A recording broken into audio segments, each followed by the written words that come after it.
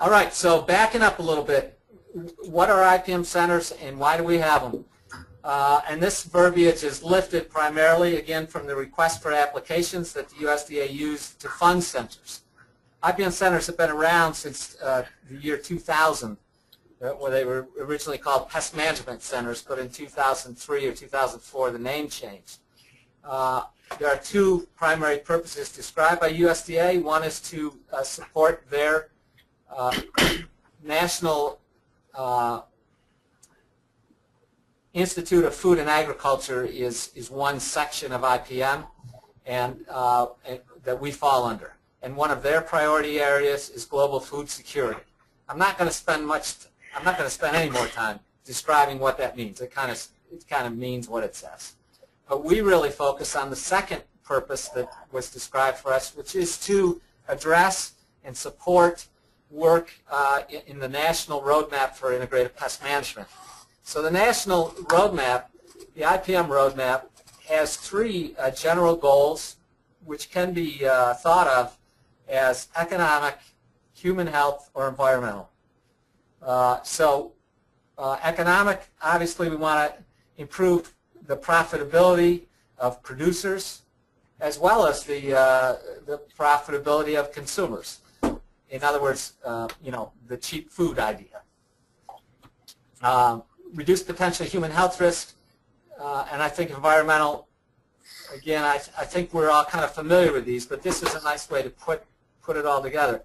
The other important thing about the National Roadmap is it's kind of a two-way grid. So we talk about the goals, which are improved environment, human health, and economics, but then the other way, the rows might be, where do you do this? And the short answer is everywhere. So in the old days when IPM first came around, and particularly IPM funded by U.S. Department of Agriculture, we thought, oh, you got to do this in agriculture. Well, the IPM Roadmap opens things up. We work a lot in agriculture, but we work wherever there's a place for IPM. So you might work with bed bugs, for instance, which is about as far from agriculture as you can get. These venues are laid out in the IPM Roadmap. They give IPM centers and others the opportunity, the kind of permission to not just be in agriculture. So support for IPM centers, it's been roughly $1 million a year per center for each of 4 centers since the year 2000. There were a couple skips there. 2011, money was way down. It was down to about $700,000. It has been decreasing.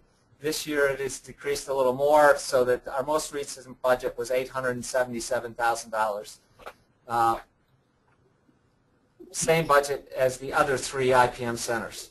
We're usually funded on a 4-year cycle. Right now we're just entering year 2 of a 4-year cycle, and I'll give you more details on how we spend this money later in the presentation.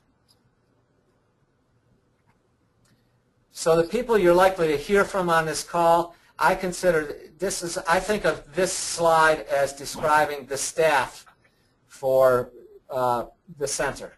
Many of us are supported in other ways by other programs, but particularly the 6 people around the NC State logo are supported primarily by the Southern IPM Center grant. So the only ones not on the call today are Clarissa Spencer from Administration and Luz Davila from Bookkeeper. If any of you ever have grants from us or are on panels or need to submit travel vouchers, you'll get to know Luz and Clarissa very well. But for now, Alex is more behind the scenes, working on programs and websites and so forth. And Doris and Rosemary and myself, if you don't already know us, you'll start to get to know us on this call. Henry Fed, new to the IPM Center in this version, is that we have become a 3-institution project. So Henry Fed Amiro at Auburn and Joe LaForest at UGA, who are both on the call today, are both associate directors. Up until 2012, the Southern IPM Center was entirely managed at North Carolina State. We've broadened that out in the last couple of years. And Joe and Henry each bring kind of unique skills and attributes that we did not have before, and they've added a lot to the center. So what is our purpose and function? To narrow it down, within that context of the IPM Roadmap, which is environmental, economic, human health. It's gotten more specific, and this again is language lifted out of the request for applications, which directed us, how should you support the roadmap? And I'm going to go through these. I'm going to group them a little bit, but these are the 6 purposes, priorities, objectives that were listed in our funding document. So we will establish information networks, we build partnerships, we'll have signature programs, which to me are the more interesting part. We will evaluate impact, we will communicate positive outcomes, and then number 6, I think is kind of a throw-in. I would think this would be in any grant program, is that you're going to manage your